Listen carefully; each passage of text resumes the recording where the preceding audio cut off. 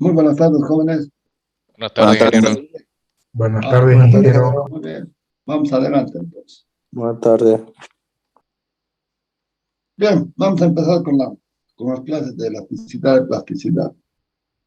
Va a ser un semestre bastante corto, así que nos vamos a tener que apurar un poquito. Bueno, vamos a empezar en forma virtual, pero vamos a ver la forma de hacerlo presencial porque eh, ustedes lo toman a la chacota, no lo están tomando con la debida seriedad la formación de la carrera de ustedes. Bien, vamos a tener dos parciales, de repente hasta tres, así que pónganse las pilas, jóvenes. La primera parte en realidad es todo una componente teórico donde vamos a ir viendo la forma de desarrollar algunos problemas, pero si no manejan la parte teórica, qué difícil se pone todo, ¿no? Y a ustedes no les gusta la parte teórica. Y sin la parte teórica no se puede hacer nada. Así de simple. Si no tienen el concepto teórico, eso de que van a aprender ¿haciendo qué? Adivinando. Tienen que tener una base teórica importante. Bien. Vamos a entrar de lleno porque... Y para cómo ustedes, jóvenes, tienen una deficiencia de formación, pero preocupante. No sé si ya viene, creo que el ingeniero Boris está trabajando con la parte de la estática, de la resistencia de materiales, no ven sistemas hiperestáticos, la metalurgia la bien por aquí pasó, no lo interpretan, entonces hay unos vacíos, pero terribles en la formación de ustedes como ingenieros mecánicos. Y en esta materia no se puede cubrir toda aquella deficiencia, así que cada uno va a tener que buscar por su cuenta la formación, la complementación que tiene. La carrera es bien coja en el tema de materiales. Había un joven que me llama los días pasados y me dice, ingeniero, creo que me le va bien en mi materia. ¿Su materia? ¿Cómo? ¿Cómo? Sí, elasticidad y plasticidad, porque yo de la carrera de civil, me estoy pasando a la carrera de mecánica. Wow, bienvenido. Digo, pero, a ver, ¿qué has visto? Y me empieza a decir, no es suficiente.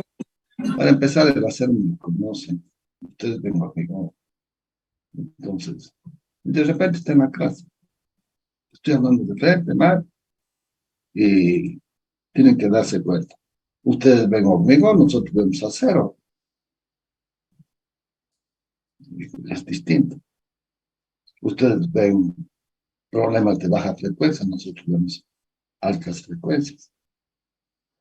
Y les voy a dar un consejo, ¿saben? Me molesta de sobremanera que aparecen ahora que les da la santa pachola. 15 minutos después de que abierto no me va a entrar nadie más. No me van a interrumpir mi clase. Y en las clases presenciales igual. Así que tómenlo presente esto. No es imposición. Ustedes vienen de libre voluntad a la universidad a estudiar. Yo no estoy cayendo ni de los pelos, ni es tu mamá, tu papá que te mandan a estudiar. Vos elegiste tu carrera. Asumila. Asumila. Bien. Miren. Vamos a entrar directamente. Basta de los sermones. Vamos a ver el tema de las tensiones normales y tangenciales, que son el origen de las solicitaciones que se generan de una estructura.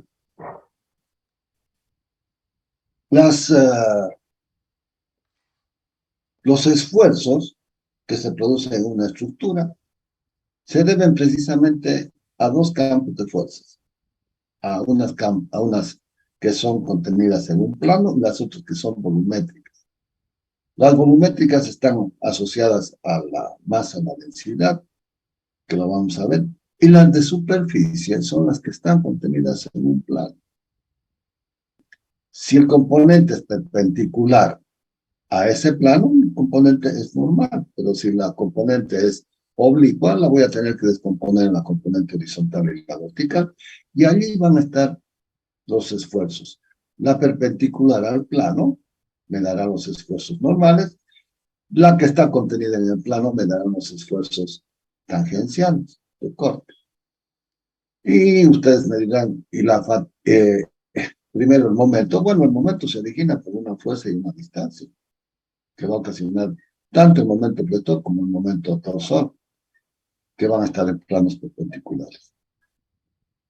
¿Y qué más tengo? Bandeo. Bandeo es una solicitación por una pieza esbelta. Una estructura reticular, por ejemplo, con una antena, y entonces hay que colocarle los vientos, hay que calcular los vientos, los tirantes, para que esa estructura no se me venga abajo. Es otro fenómeno. Y el de la fatiga, que es el que nos interesa, es debido a solicitaciones dinámicas. ¿Qué son solicitaciones dinámicas? Son solicitaciones que varían en el tiempo. Y entonces van a producir, no precisamente vibraciones, que es otra rama, que es interesante, pero me van a producir el colapso de la estructura metálica, y obviamente que el colapso va a producir la rotura, y la rotura de maquinaria es indeseable para todos nosotros. Cuando se presenta en máquinas que están en movimiento, en máquinas que están en rotación. Vas a ser el último que va a entrar hoy día, Valderrama. Valderrama eres el último en entrar. Y la próxima vez que te traes 15 minutos ya no vas a entrar. Bien, entonces miren, en esa dirección se van construyendo estructuras metálicas. Podemos pensar de que también podrían ser estructuras, obviamente, de hormigón. Sí, pero lo que nos interesa son estructuras metálicas. Bien.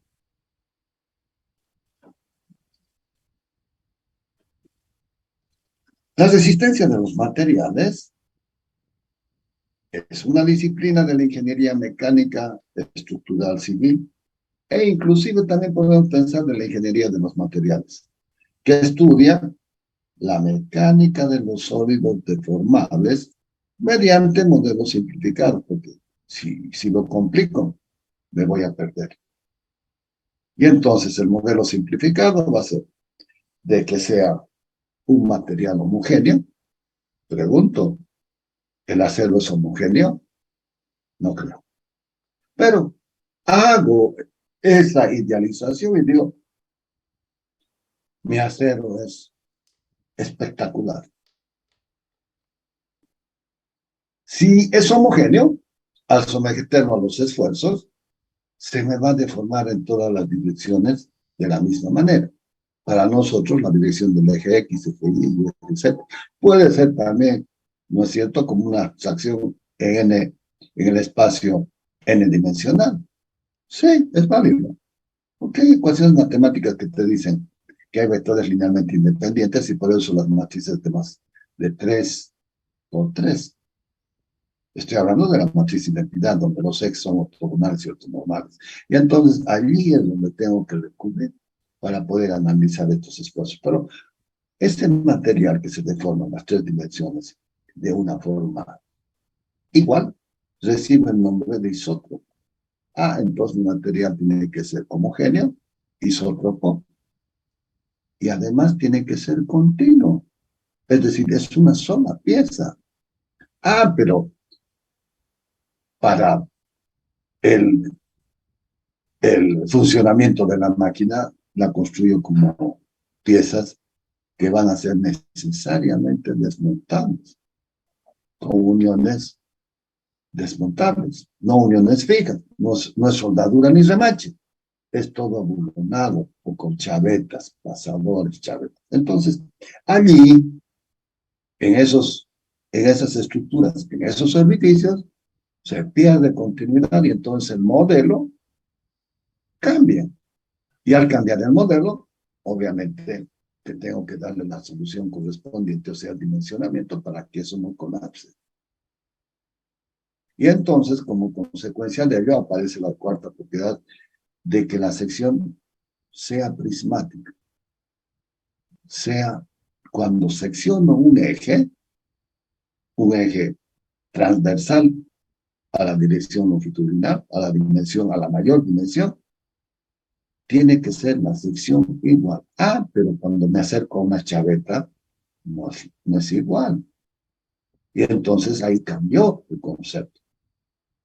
Pero tengo la necesidad de fabricar piezas desmontables. ¿Acaso cuando vas al sastre te haces un traje a la medida, no le pone botones? Porque si lo va a coser el traje a tu medida, ¿cómo te vas a sacar? Y es lo mismo lo que sucede con la máquina, con las máquinas. Tengo que desmontarles para hacerle mantenimiento. Tengo que facilitar, tengo que prolongar la vía, porque imagínense lo que sería construir una máquina que no tenga mantenimiento, lo caro que es, lo absurdo que sería. Entonces, me cambio las camisas porque tengo botones. Me cambio el pantalón porque tengo un botón y tengo unos cierres que me facilita el desmontaje. Bueno, de la misma manera, una máquina tiene la misma idea, la misma concepción. La resistencia de un elemento se define como la capacidad de resistir esfuerzos exteriores aplicados a la pieza sin llegar al colapso. O sea, tengo que garantizar de que ese diseño me garantice que no vamos a tener sobresaltos en operación de las máquinas, porque la máquina no la compro para un día. Hablamos de ciclos de vida, y esos ciclos de vida, por ejemplo, en una turbina, son 200.000 horas, como mínimo. Pero los ciclos de vida de los alaves que están sometidos a temperatura, bueno, serán de 24, serán de 48. Entonces, para 200 tendré que cambiar 4 o 5 veces esos alaves, ese set de alaves, ese conjunto de alaves. Y lo definiré en función de la pieza crítica, en función del diseño que asumo. Pero todo va en esa dirección, absolutamente todo, desde un simple motor eléctrico hasta una nave espacial. Los transbordadores, por ejemplo, cumplen ese ciclo. Sale al espacio, vuelve el transbordador y entra a mantenimiento. Le chequean, lo escanean, pero con los robots al milímetro, si no es más. Porque cuando vuelvan a ser utilizados, tiene que garantizarme de que ese trabajo que va a realizar va a ser seguro.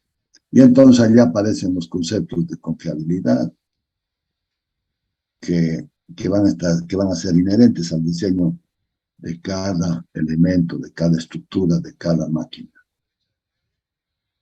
Señor, ya llegaste tarde, ya no vas a entrar. Bien, pero siempre hay un pero, ¿no?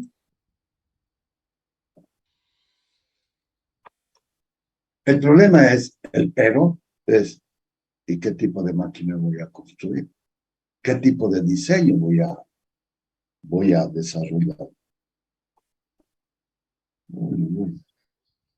¿Qué tipo de diseño voy a desarrollar? Porque si hago una máquina muy cara, no voy a vender.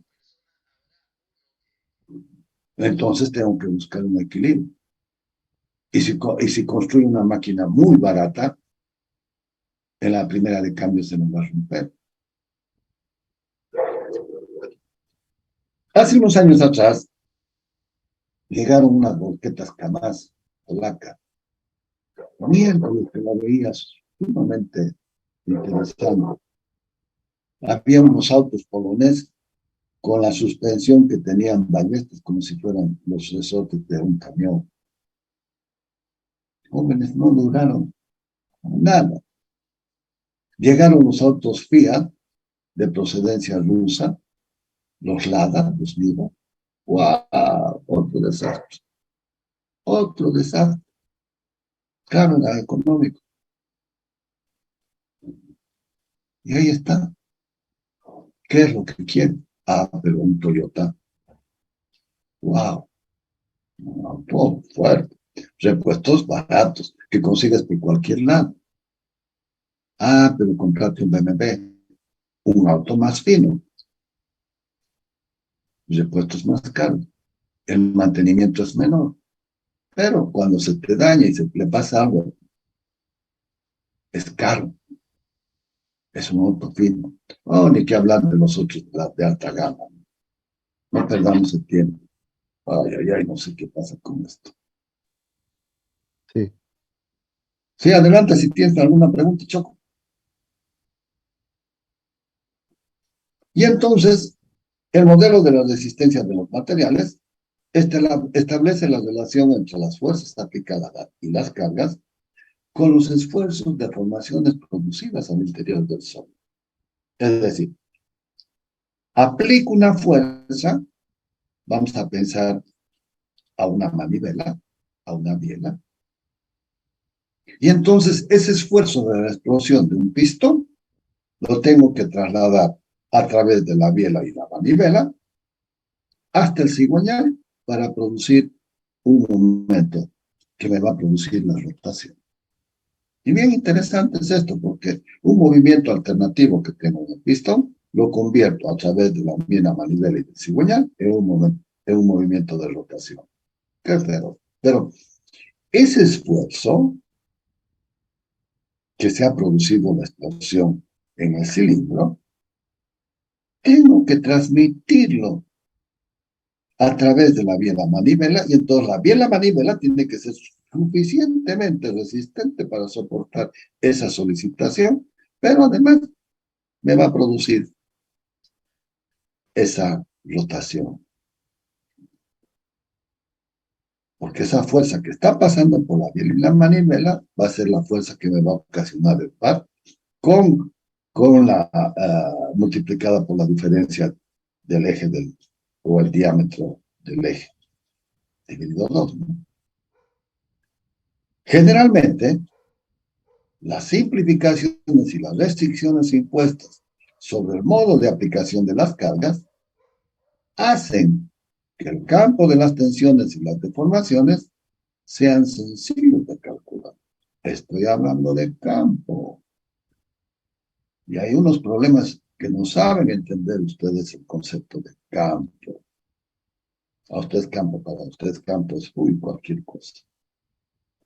Así me asemejan con los no lo define bien ni siquiera el campo gravitatorio, pero entran a ver el campo eléctrico, el campo magnético. Sí, qué interesante que es. Son zonas espaciales energizadas. Y qué difícil que es definir la energía. La suponemos, la entendemos, pero hoy qué difícil interpretar el concepto de energía. Es un concepto muy, muy, muy fuerte, muy fuerte. Y Bernoulli fue definitivamente un maestro. Los cuerpos absolutamente rígidos e indeformables en la realidad no existen. Es una conceptualización de decir que es rígido. Y en esta dirección es que los sistemas hiperestáticos los rigidizan para hacerlo indeformable. Cuanto más hiperestático es, más rígido es. Piensen en un motor. Ese motor tiene ese eje que está girando tiene sus puntos donde asienta ese eje, que son los rodamientos, en unos casos, y si los esfuerzos son más grandes, son los famosos cojinetes. Pero, miren, un cojinete o una máquina está sentado en dos puntos con vínculos de dos especies cada uno. O sea, es hiperestático de primer orden, donde cada uno de ellos restringe el grado de libertad vertical y horizontal, y solamente me queda el giro, y por eso es que ese eje gira para sentado en esos dos rodamientos, en esos dos cojinetes. Qué interesante que es todo esto. Y bueno, y allí seguramente le voy a acoplar ese eje a otro. Entonces voy a tener necesidad de poner las bridas en pernal, y las bridas ya son más robustas. Y los pernos también, dependiendo el esfuerzo que va a soportar esa máquina.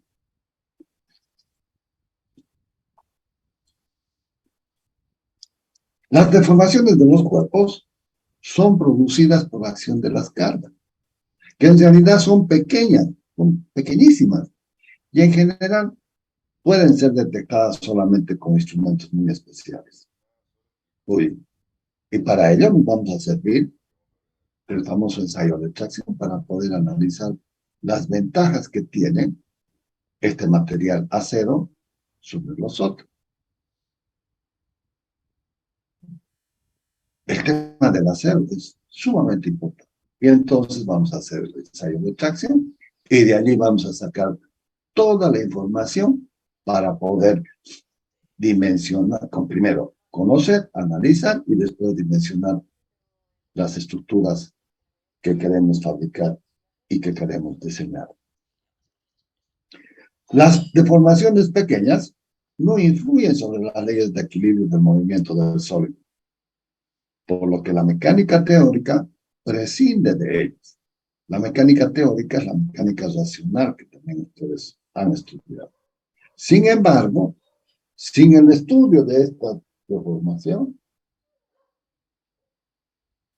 deformaciones, sería imposible resolver el problema y determinar las condiciones de falla. Esperen un segundito.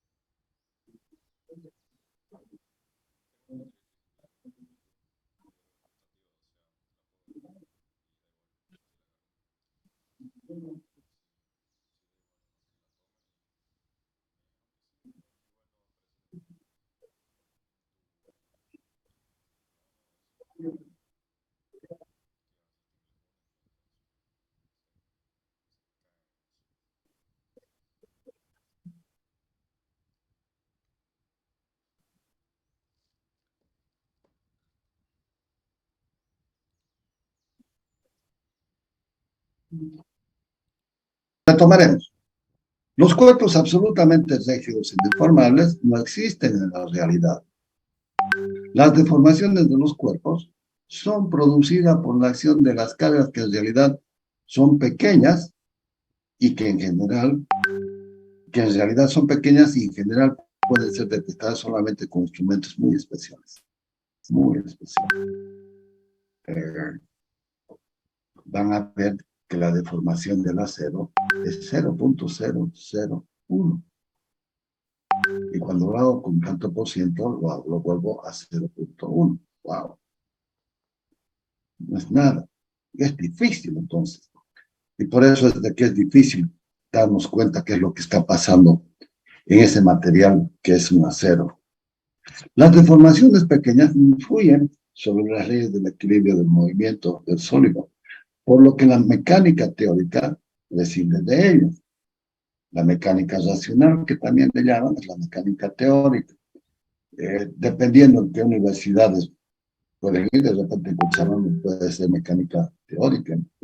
Y aquí, no sé cómo le llaman, mecánica racional, creo que es que da el ingeniero Sauma. Sin embargo, sin el estudio de estas deformaciones sería imposible resolver el problema y determinar las condiciones de falla de una pieza. Ustedes ahí en la mecánica racional han visto el tensor.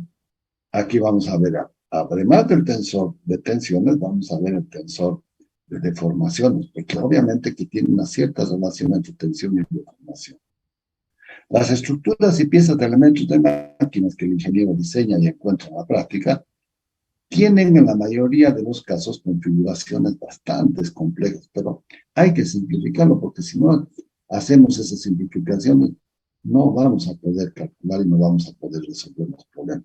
Y es por eso que ese modelo que decimos que es homogéneo, isótropo, continuo y además prismático, porque cuando vayamos a fabricar las piezas para hacerlas desmontables, vamos a necesitar cambios de sección, vamos a tener que fabricar chaveteros para desmontar, pasadores, y ellos en esos lugares vamos a encontrar de que van a haber concentraciones de tensiones que tenemos que tener presente con un buen dimensionamiento para que la pieza no colapse. La resistencia de los materiales es la disciplina que estudia las solicitaciones internas y las deformaciones que se producen en el interior del cuerpo sometido a cargas exteriores. La diferencia entre la mecánica teórica y la resistencia de materiales radica que para la segunda, o sea, para la resistencia de los materiales, lo esencial son las propiedades de los cuerpos deformables, cuánto se va a deformar, mientras que para la primera, en general, este concepto no tiene relevancia, no tiene importancia. Ferdowsier, este es un señor ruso, define, es muy famoso el hombre, define a la resistencia de los materiales que se los puede considerar como la mecánica de los sólidos deformables. Mecánica de los sólidos deformables. O sea, vos le das una solicitación por más de que es imperceptible, hay deformación. En el curso de la resistencia de materiales se estudia el equilibrio del sólido, considerándolo como si fuera rígido y uniformado. Y entonces, con esa abstracción, decimos, este va a ser el comportamiento. Este sólido no existe. Todos los materiales en mayor o menor grado experimentan deformaciones bajo el efecto de las cargas exteriores, originándose en el interior del sólido fuerzas moleculares. ¿Eh?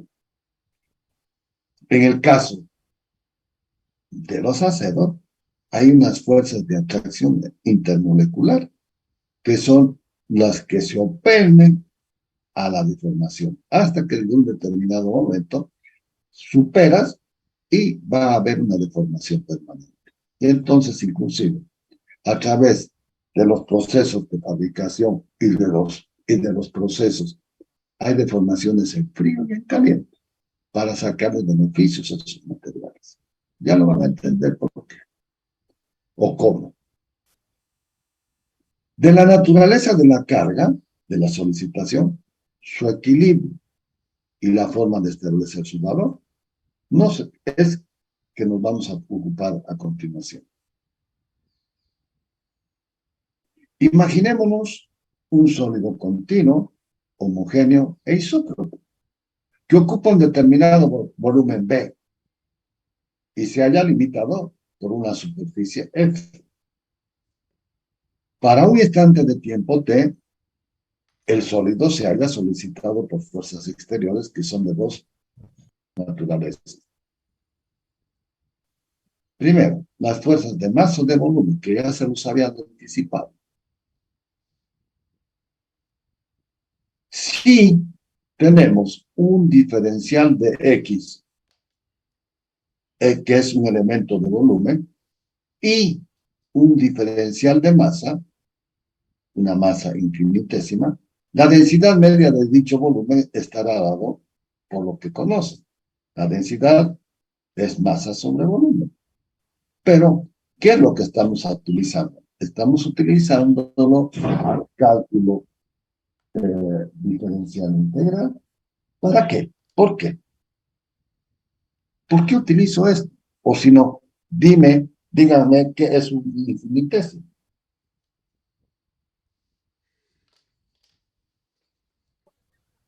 ¿Qué es un infinitésimo?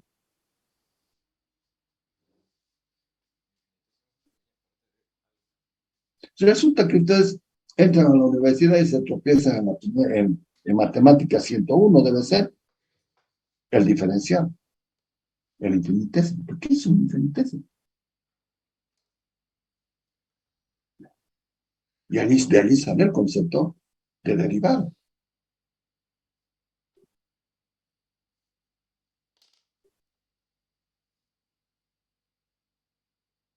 Wow. Miércoles que andamos mal en matemáticas, joder. No manejamos los conceptos. Sabemos hacer derivadas, sabemos hacer integrales, pero es igual que una calculadora. No saben el concepto, no saben el concepto. Y es un problema. Es un problema para un ingeniero no conocer lo básico.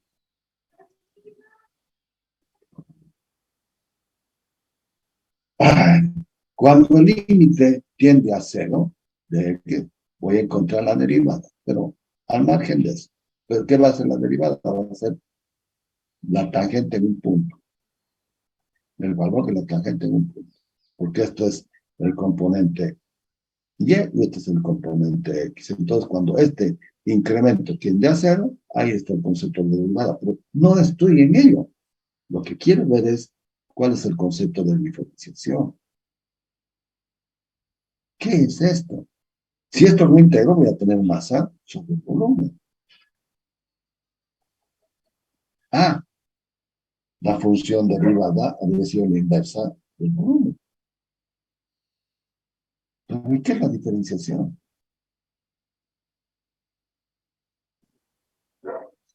Un diferencial es un pedacito de algún elemento tan pequeño como tu mente lo puede concebir.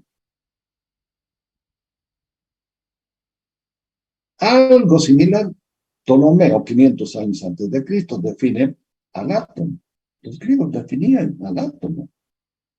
¿Y el átomo qué era para ellos el átomo? Ah, sí, dicen, ¿no? Si tengo un cuerpo y lo divido en dos, las propiedades de la derecha son iguales a las propiedades que tiene ese material a la izquierda. Y si lo sigo dividiendo, bueno, de dos se volverán cuatro, cuatro se volverá ocho y así sucesivamente hasta que llegue un momento de que ese cuerpo se vuelve indivisible. Y a ese cuerpo, este señor lo llama y lo define como el átomo. Es una partícula indivisible. Pero si recurrimos al concepto de diferenciación, todavía puede ser más pequeño. Porque ese concepto de Ptolomeo es material. Es hasta donde puedes percibirlo, pero ¿acaso no puedo ir bajando más todavía? Y para eso están los microscopios, ¿no? Y para eso está mi amigo eh, que me define, como es, la química me define eh, abogado, me define por 10 a la 24, para menos 24. Oh, y nosotros recién hemos llegado al Armstrong, 10 a la menos 11, para poder, para poder observar. No hay instrumentación más pequeña.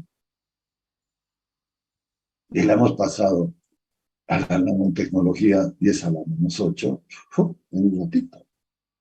Ha costado llegar a ello, al, al, al microscopio, al micro. Y de allá llegar al nano, eso ha sido más rápido. Y ya hemos pasado al ancho. Y entonces, cuanto más pasemos y podamos observar, vamos a conocer mejor e inclusive el concepto de homogeneidad. Y se los voy a mostrar después, cuando utilicemos micrones, y vamos a ver de que esa estructura que decimos que es homogénea, no es homogénea. Y entonces hay que tenerlo presente. Bien, pero ¿qué estoy haciendo acá en un diferencial? Un diferencial, me estoy haciendo una partícula pequeña para ver el tema de la homogeneidad. En dicho volumen, actúa una fuerza que en general es del mismo orden de magnitud que este, es decir, un infinitésimo cuya intensidad será.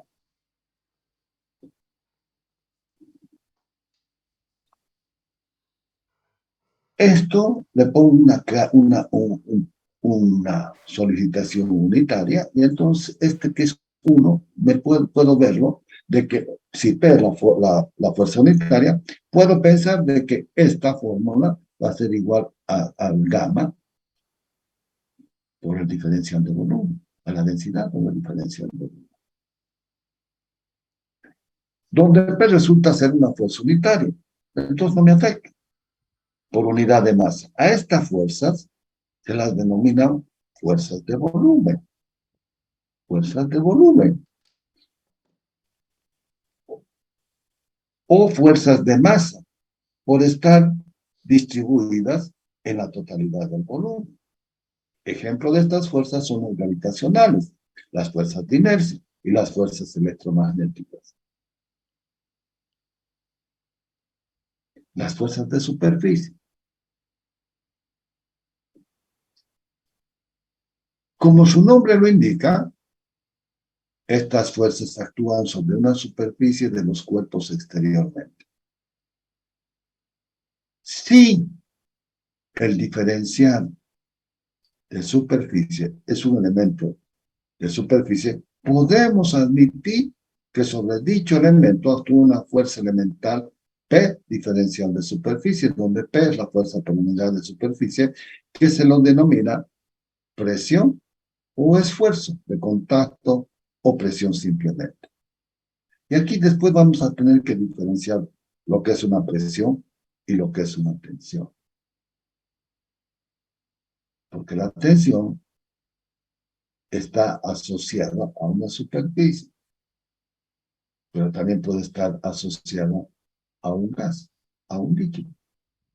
Y lo que estamos mirando son sólidos. Entonces hay que discernir estas características y estas propiedades. Tales fuerzas derivan de acciones mutuas que se desarrollan por contacto entre dos cuerpos o por acciones exteriores sobre la superficie de los mismos. Las fuerzas de superficie pueden ser puntuales y se las denomina también como cargas concentradas. Y allí hay conceptos que después los vamos a analizar lentamente para ver qué efectos me producen esas cargas distribuidas y unas cargas concentradas. Y entonces, partimos de que el sólido rígido está en equilibrio. Es decir, un cuerpo en el espacio con fuerzas que están actuando sobre ese sistema. Y entonces, para que esté en equilibrio, tiene que cumplir de acuerdo a la estática, ¿se acuerdan? De que la sumatoria de las fuerzas verticales sean iguales a cero, las fuerzas horizontales sean iguales a cero, y los momentos sean iguales a cero. Es decir, de que estas fuerzas que están al exterior tendrían que hacer la suma de esta suma, suma cola con punta para ver lo que se denomina como el funicular y ver cuál es la acción de ese resultante que voy a tener sobre este cuerpo rígido, que está en equilibrio. Pero es más fácil pensar de que si hago pasar un plano por cualquiera de los puntos de este sólido rígido, lo que voy a tener es de que la componente derecha tiene que estar en equilibrio con la componente izquierda. Es decir, de que su vector en dirección, magnitud y sentidos estén en equilibrio. Y ese es el concepto que me lleva al principio de acción y de reacción. Es decir, estas fuerzas las voy a reemplazar para ver la solicitación en esta superficie. Y entonces, dependiendo dónde estoy, qué punto estoy analizando, vamos a pensar de que estoy en este punto. Y entonces la resultante va a pasar por acá. Pero esta fuerza con relación al centro de gravedad, al centro geométrico, hay una distancia.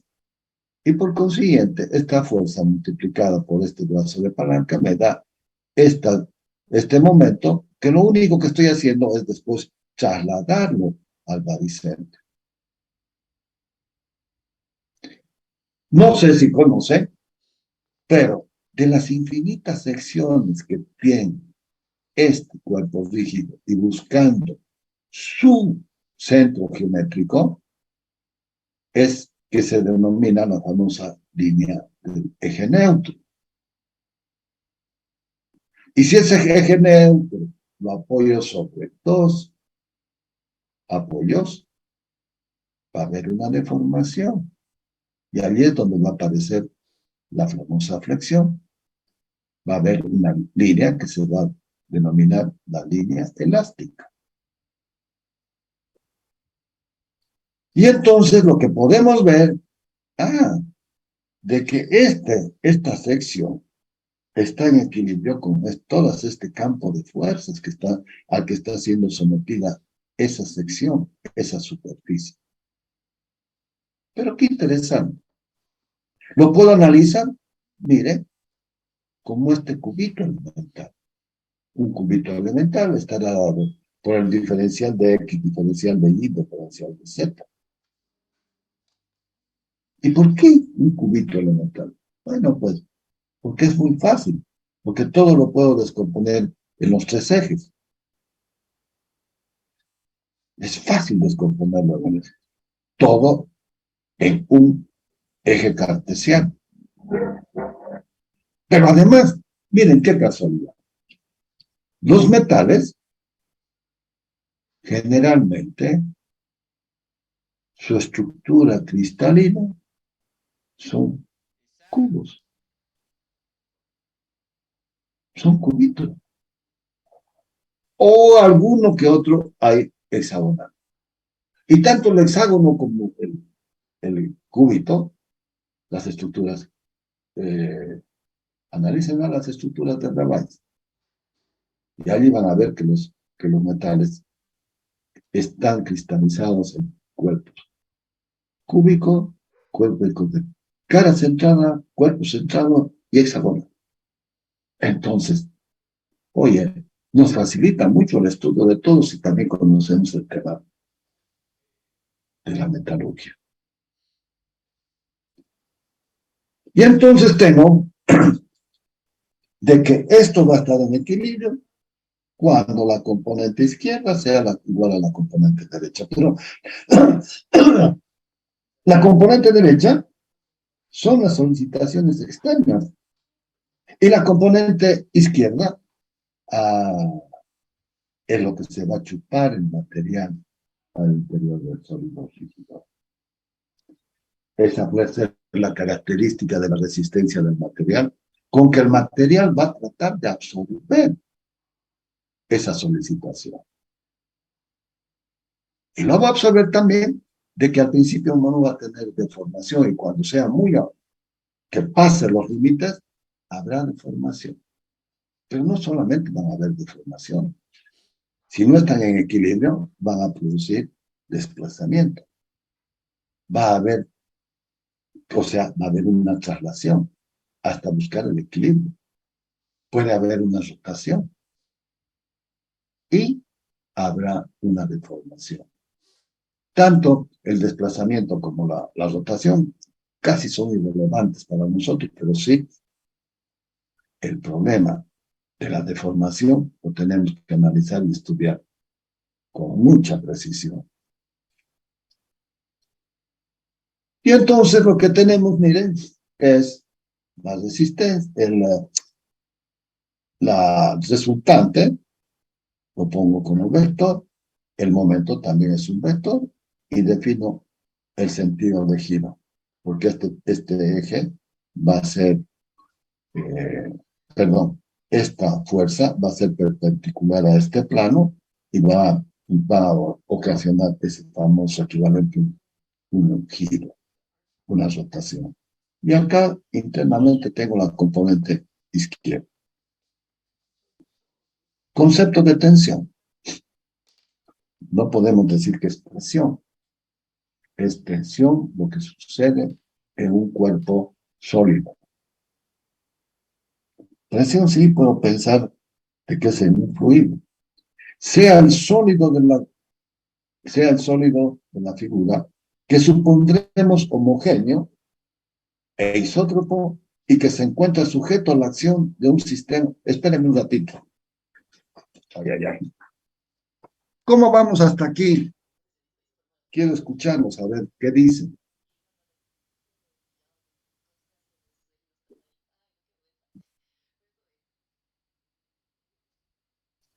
¿Qué dicen jóvenes sobre todo esto? Anímense.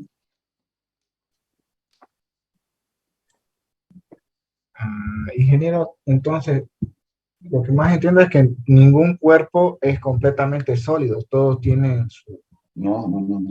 su textura, No, no, a ver. ¿Y cuál es la diferencia de un estado sólido, líquido y gaseoso? Ahí está la respuesta y el concepto. Mira, ¿por qué estudias la termodinámica? ¿O qué rama es la que, eh, perdón, con qué materiales trabaja la termodinámica?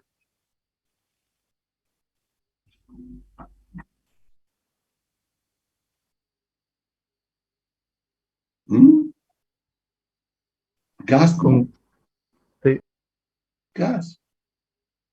La termodinámica es aprovechar las características de los gases. Y el gas más conocido es el vapor de agua para el ciclo de Rankine.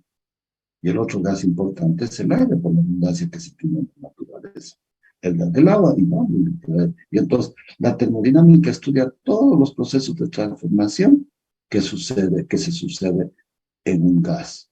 Entonces, los comprime, los vuelve licuables, etcétera, etcétera. ¿Y qué es un gas? ¿Qué es un líquido? ¿Y qué es un sólido?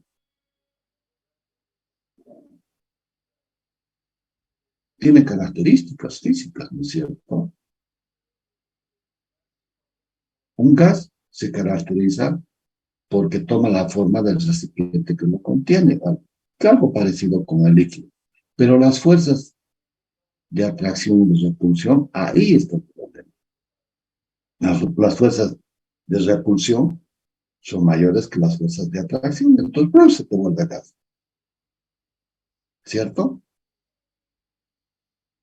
Y entonces esas propiedades son las que utilizamos en el análisis y en el estudio de los gases con la termodinámica, con ayuda de la termodinámica. Bien, ahora, cuando paso a un líquido, ¿qué sucede con las fuerzas de atracción y de repulsión? Están más o menos en equilibrio, pero el recipiente, va, el líquido necesita de un recipiente para que esté contenido en él. En cambio, en el sólido, las fuerzas de repulsión, a ver, en el gas, las fuerzas de atracción es cero, la fuerza de repulsión es infinito. Es lo contrario que lo que sucede en un sólido. Las fuerzas de atracción son infinitas y las fuerzas de repulsión prácticamente son cero. Ahí está la diferencia de un sólido, un líquido y un gas. Entonces, ¿qué es lo que estamos estudiando en la resistencia del material? Estamos estudiándolo al sólido.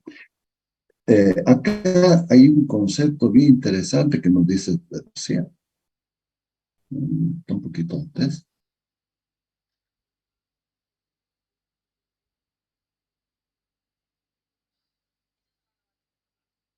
Acá está.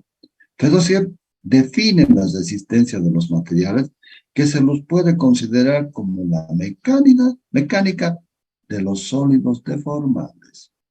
Porque hemos dicho, en realidad todos los materiales son deformables. ¿Cierto? ¿Te queda claro, hijo? Son las fuerzas de atracción y de repulsión que hay que considerar para ver si es estado sólido, líquido o gaseoso. Las resistencias materiales nos metemos con el estado sólido. Imagínate que podría hacer todo esto con un gas. Nada, nada, no puede hacer absolutamente nada. Acá estamos,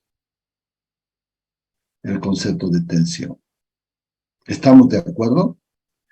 Pero ahora, fíjense la diferencia. Cuando a un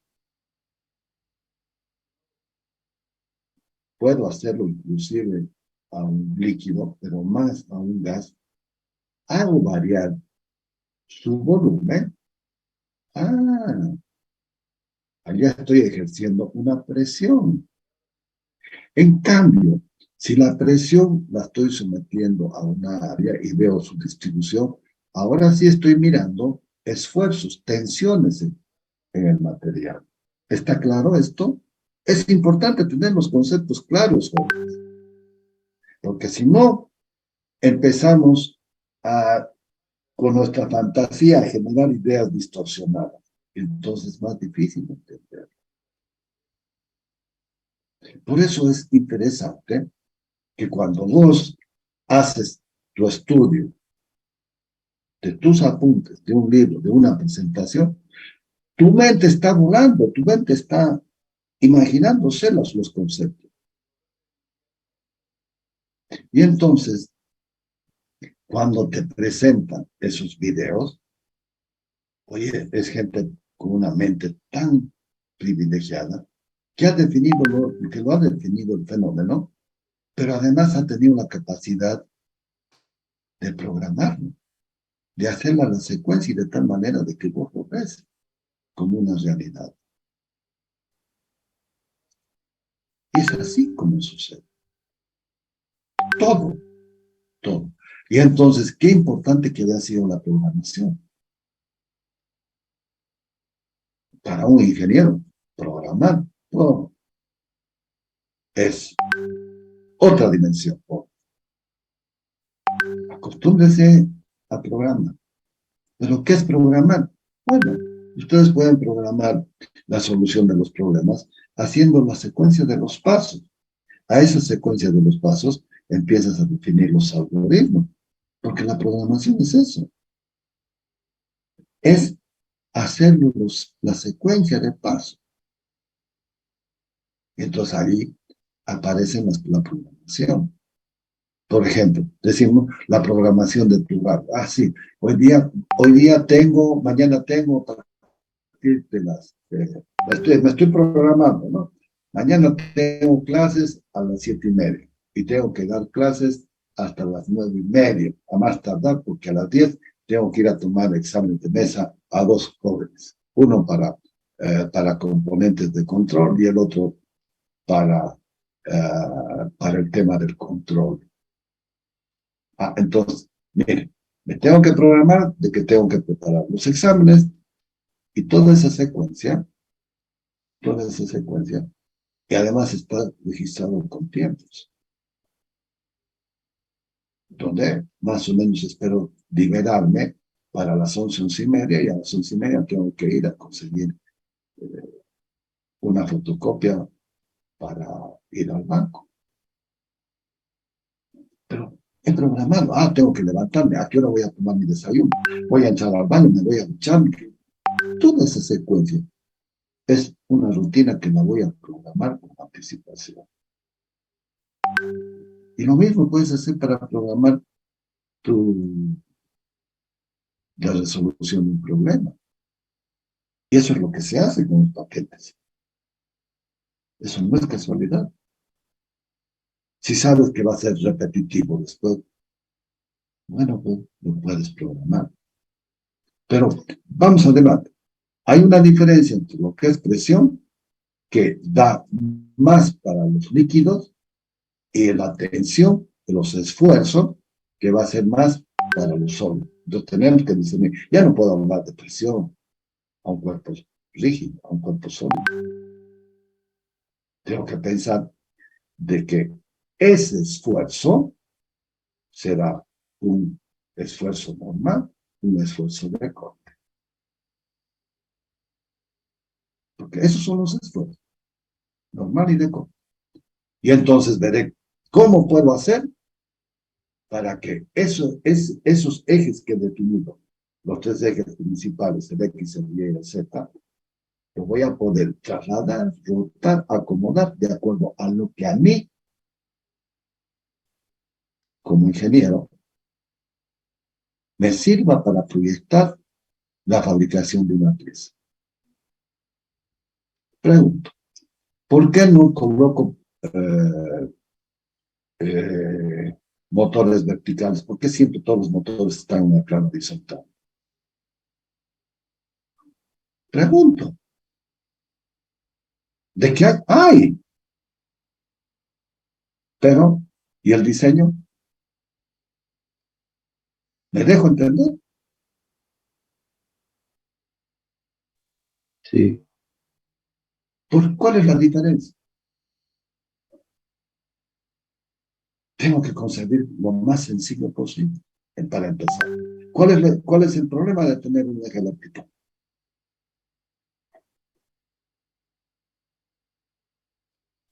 Imagínate un lápiz. ¿Cómo? Imagínate un lápiz, que es un eje. ¿Cuál es el problema que tenga el eje vertical o que lo tenga el eje en horizontal? ¿Cuál prefieres? Y entonces tienes que seleccionar bien tu motor. Pero ya es implícito de que si es horizontal, los motores, la abundancia que haga, anda a buscar uno con un eje vertical. ¿Cuál es la limitación? ¿Cuál es el problema?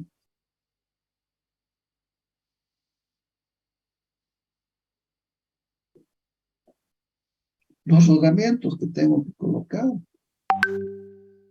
El rodamiento superior, cualquiera. El rodamiento inferior, no. Tengo que calcularlo bien porque todo el peso del motor se va a concentrar en ese rodamiento inferior. Es un problema. Entonces, mira, el rodamiento superior lo puedo hacer de bolilla, pero el inferior ya no. O tiene que ser unas bolillas, pero un súper rodamiento. Entonces buscará que sea cónico, preferentemente, porque van a haber componentes horizontales y verticales. ¿Y quién te va a absorber eso? Un cónico. Ni siquiera un cilindro. ¿Me dejo entender? Entonces, cuando vayas a hacer un diseño, trata de hacerlo sencillo, no te compliques. Pero si tengo uh, una tubería que viene en las centrales hidráulicas de descarga, wow. Voy a llevar una llave para un grifo ya. ¿Ya? ¿Qué es lo que sucede? Tienes que hacer un buen entrenamiento. Porque si no, uy, hay problema. Porque generalmente esas turbinas, Francis, es a eje vertical.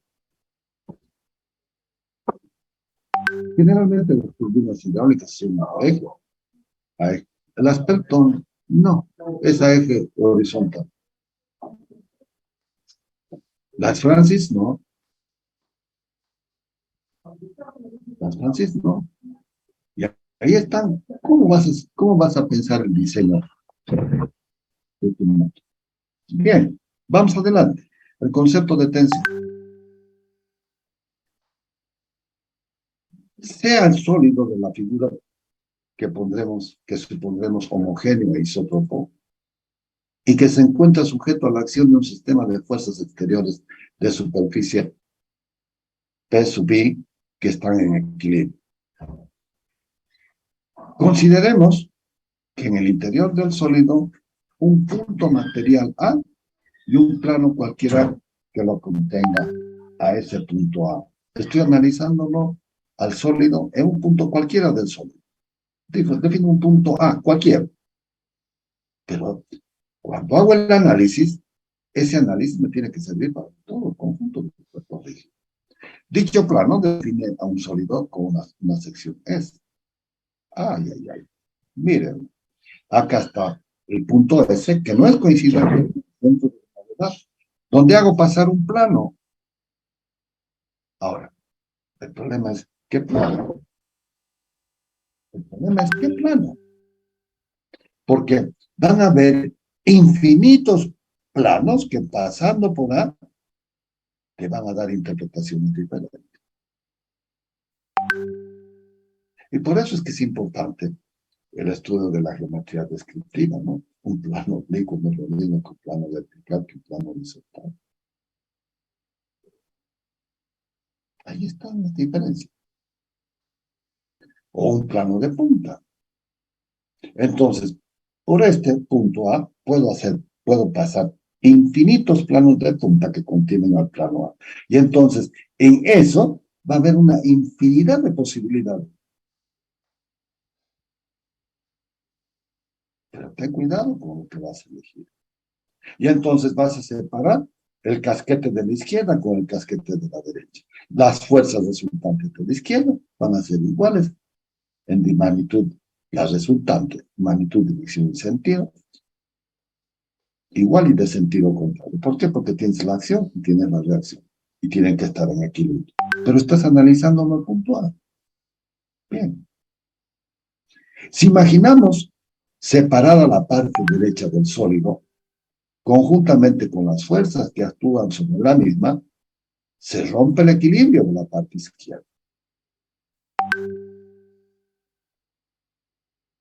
Para restituirlo, es necesario aplicar al baricentro de la sección resultante, y el par de reducción con respecto a las fuerzas suprimidas. Pues vamos para atrás. Esta resultante que la voy a hacer pasar por A, tengo que llevarlo al centro geométrico, al centro de gravedad. Y entonces ahí va a aparecer el momento. Ahora se han dado cuenta de que el momento es una consecuencia de la resultante, porque estoy multiplicando por el brazo de palanca, la fuerza por la distancia, las que representan un conjunto de acciones que transmiten la parte derecha suprimida a la parte izquierda considerada. Ahí está. Del punto A ya lo he llevado acá. Ya me he independizado de todo lo que es la parte derecha. Esto sigue estando en equilibrio. ¿Por qué? Porque tengo la resultante, tengo el momento en el centro de gravedad, en el baricentro, y que va a ser igual a la sumatoria de las componentes de la izquierda. ¡Wow! Estas acciones no se ejercen de una a otra parte del sólido como acciones concentradas, sino que lo son punto a punto de la parte derecha a la izquierda y recíprocamente.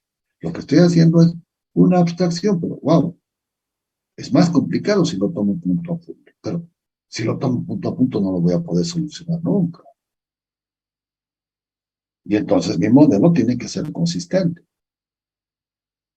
Consideremos nuevamente el punto A y en el entorno, la superficie, la variación de la superficie de la figura anterior. Sobre dicho elemento de superficie, se transmite de un lado a otro de la sección una fuerza elemental.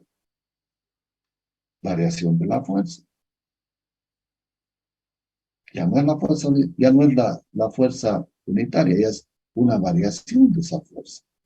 Estableciendo el cociente entre la variación de la fuerza y la variación de la superficie, y hagamos tender a la superficie, el incremento de superficie a cero, al límite.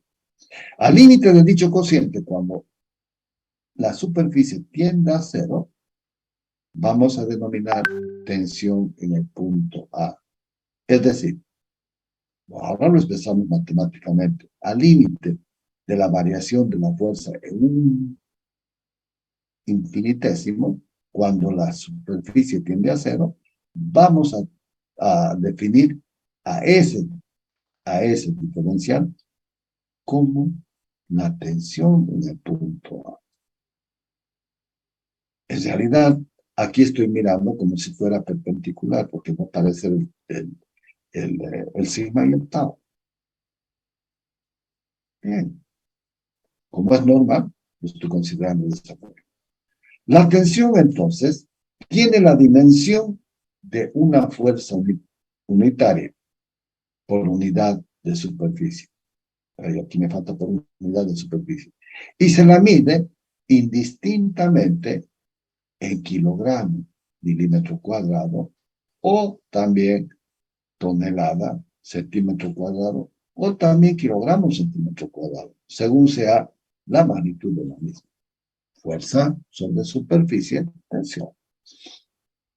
Y vamos a trabajar preferentemente con kilogramo, centímetro cuadrado, porque es más complicado trabajar con el Pascal, pese a que el Pascal es la unidad de los esfuerzos en el sistema internacional. La tensión, por consiguiente, es una magnitud vectorial, por ser necesario para definirla, su intensidad, su dirección y su sentido. En consecuencia, es representada mediante vectores. Y entonces, mire lo que pasó. Quiero analizar cuál es la tensión que tiene este punto porque ahora estoy analizándolo al punto. Hay una ley de la lesión, si se dan cuenta. Pero entonces ahí es donde tengo que hacer que mi ingenio me ayude a resolverlo el problema. Donde tengo un diferencial de área y una fuerza que estoy aplicando a ese punto.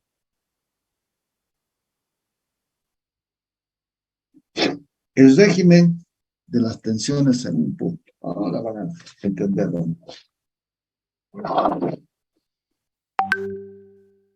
Pregunto, ¿lo han visto esto antes? No. ¿Verdad que no? Creo que no. No, no lo han visto. Si esa es la pata coja que tenemos. Esta es la parte de la pata coja, la pata chía, como también se llama. Es el capitán Garfio con la pata de palo, ¿no? Es eso. Pero tenemos la necesidad y el compromiso de que tenemos que entenderlo para ir mirando para adelante. Tienen que hacer el esfuerzo, síganme, por favor. Entonces, ¿qué es lo que pasa? Al considerar un punto A al interior del sólido y un plano que lo contiene al elemento diferencial de superficie en torno al punto A, entonces le corresponde un cierto valor de la tensión con una determinada orientación respecto al plano considerado. Pero si hago pasar los infinitos planos, miren, ese vector va a cambiar. Qué complicado, qué complicación. La complicación es de que primero tenemos que entenderlo y después la complicación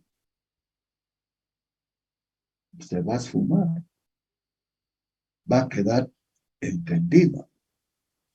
Miren, ¿qué es lo que pasa? Si yo hago pasar un plano perpendicular, un plano de punta, tengo el vector este. Pero mírenlo. Si hago pasar este otro plano, perpendicular a este, tengo esta resultante. Si todavía lo inclino más, ahora, imagínense si lo cambio y lo pongo por aquí. Este vector va permanentemente cambiando su sentido. De repente la magnitud queda haciéndolo, porque estoy considerando la unidad de superficie la misma. Pero esta orientación, ¿cómo cambia? De positivo se me va a ir a negativo. Es decir, de que con una solicitación de tracción se me puede volver compresión. Sí, claro, es lo mismo. Pero el efecto, la solicitación es distinto. ¿De que el sólido va a responder bien? Sí, claro que sí. Pero ahora miren, dependiendo de este plano, voy a tener una componente vertical y voy a tener una componente horizontal. Y entonces ahí van a aparecer los esfuerzos normales y de corte. Si variamos la inclinación del plano, como hemos visto en la figura anterior, la tensión cambiará y será otras su intensidad y dirección, pudiendo llegar a cambiar también hasta de sentido, si le cambio la dirección del plano que estoy analizando. Resulta así que a un punto determinado del interior de un sólido corresponden infinitas tensiones, cada una de ellas subordinada a un plano determinado. ¡Wow! Y entonces, ¿cómo soluciono el problema? Si voy a tener infinitas soluciones. Ahí está la habilidad. Ahí está lo que les decía los ejes cartesianos, cómo el proyectista se las ingenia y dice que puede trasladar, rotar y identificar la solicitación. Así de fácil, ¿no? Y entonces, como decimos, ¿no? Lo que es complicado para unos es fácil para otros. Y hay gente así, estudiantes de ingeniería, que les encanta complicarse los problemas. Y nunca se olviden de esto, el poder de lo simple. Si entendiste el fenómeno, aplica el poder de lo simple y vas a ver que vas a salir adelante.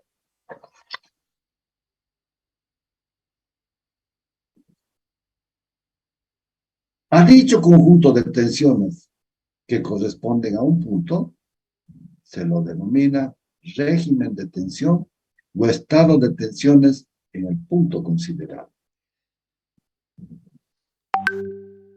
Distinguiremos en lo que sigue tres distintos estados de tensión, a saber, el simple, el doble y el triple, si quieren, en una dirección, en un plano o en el espacio. Primero, al variar el plano que se considera, la tensión variará en intensidad, dirección y sentido, teniendo el vector tensión cualquier orientación en el espacio. Entonces diremos que estamos en un estado triple de tensión o tensión triaxial o un estado espacial de tensión. Un vector que se descompone en las tres direcciones principales. Ahora, la B sería que esté contenido en el plano. Entonces voy a poder descomponerla en dos componentes, en la vertical y en la horizontal. Pero ¿y si es perpendicular al plano? Está solucionado. Y eso es lo que les digo que se consigue solamente con manejar los ejes. ¿Y qué estoy haciendo cuando les decía el eje vertical, el eje horizontal? Ya está. Y entonces, de esa forma es que se elaboran los famosos layouts de las plantas. ¿Cómo vas a ubicar tu máquina? ¿Cómo la vas a distribuir? ¿Cómo le vas a dar la secuencia si estás produciendo algo en línea? O fíjense, ¿qué es lo que hace? La turbina ya viene, las turbinas y las máquinas ya vienen con su eje en una determinada dirección. Pero miren, vamos a pensar de que quiero colocar las máquinas, ¿sí?, sobre la avenida Brasil, que es el caso de Guaracachi. Entonces, ¿qué hago? Lo ideal sería colocarlas perpendiculares a esa dirección de la calle.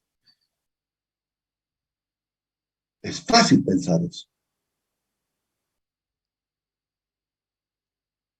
Pero, ¿y será lo adecuado?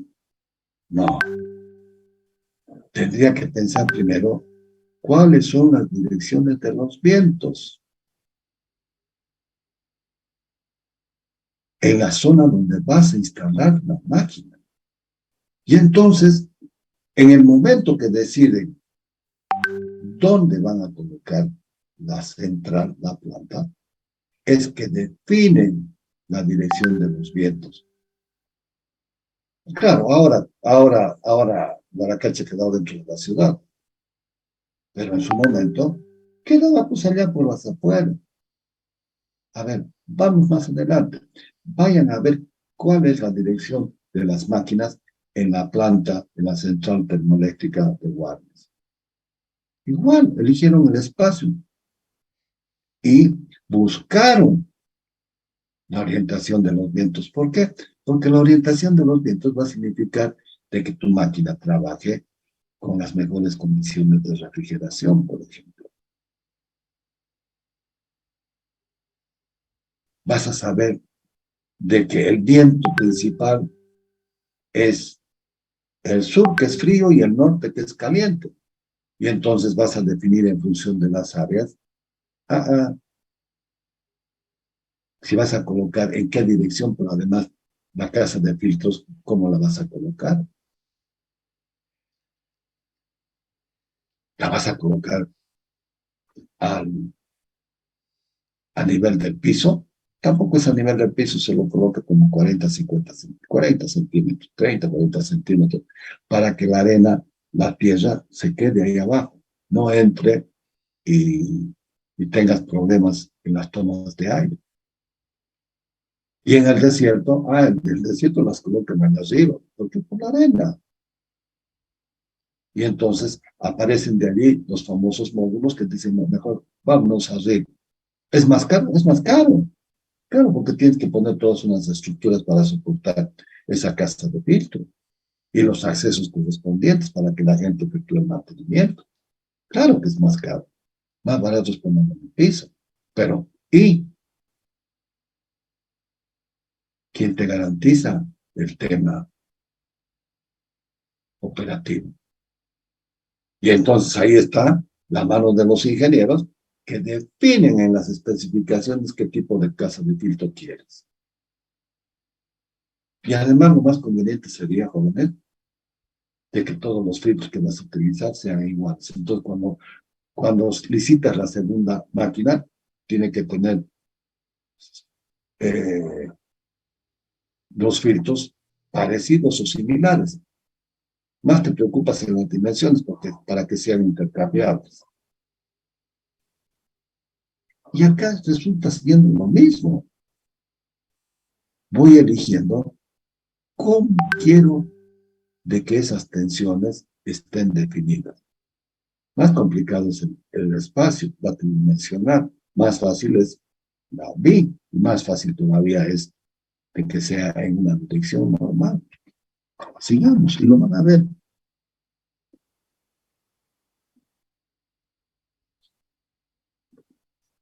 Al variar el plano considerado, los vectores representativos de las tensiones varían de dirección, intensidad y sentido, pero se mantienen paralelos a un plano considerable. Estamos ante un estado plano de tensión, estado doble de tensión o estado biaxial de tensión.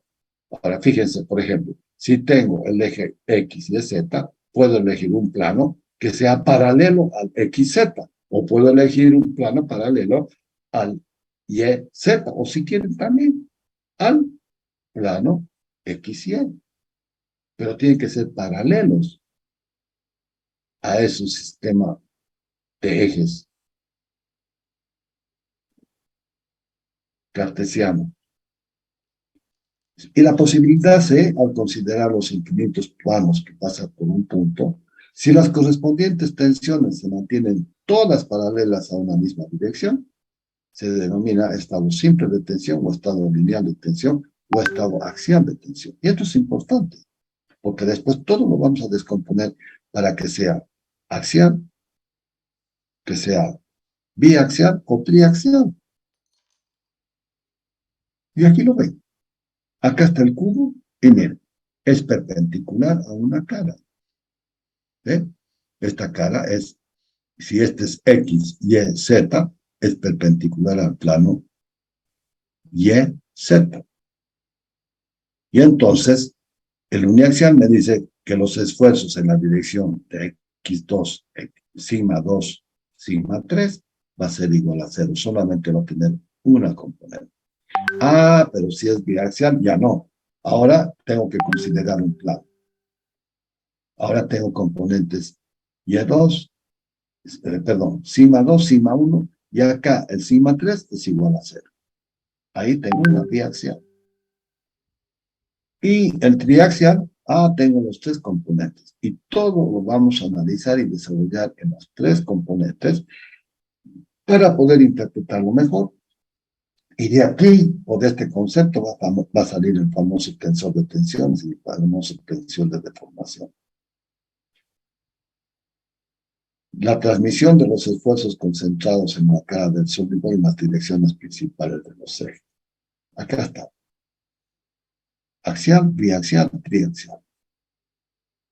Tensiones normales y tangenciales. Me voy a quedar acá, porque los voy a saturar y al final no tiene sentido avanzar si ustedes no perciben el mensaje que se les está dando. Ya todo esto, ¿qué hora es? Claro, son las 7:45. Con pequeñas interrupciones, pero igual estamos en casi hora y media de clase. Y cuando empezamos a ver así, hay yo no tengo problema porque lo conozco esto, pero para ustedes seguirme es más difícil. Vamos a continuar el día sábado. Creo que el día sábado, si no recuerdo mal, creo que son 11:15, 11:30 de la mañana, ¿sí? ¿Sí? Sí, bro. Y tendríamos 11:30 es el horario. Y tendríamos clases hasta como la 1:02:15, algo así. Un horario, yo no sé qué les pasó, pero no meten esto, ¿saben por qué? Para facilitarles a ustedes, si ustedes les interesa un pepino. Esta materia de octavo semestre y la bajaron a sexto semestre. Entonces todos ustedes están en bolas, porque no saben, no le están sacando provecho a la formación de lo estático, de la resistencia de los materiales, de los sistemas hiperestáticos, y por último deberíamos estar mirando esta parte que es la parte de fractura. Y yo pregunto, un chico que no tiene formación, ¿de qué le sirve? Pero lo hacen expresamente para que puedan, y están forzando los horarios,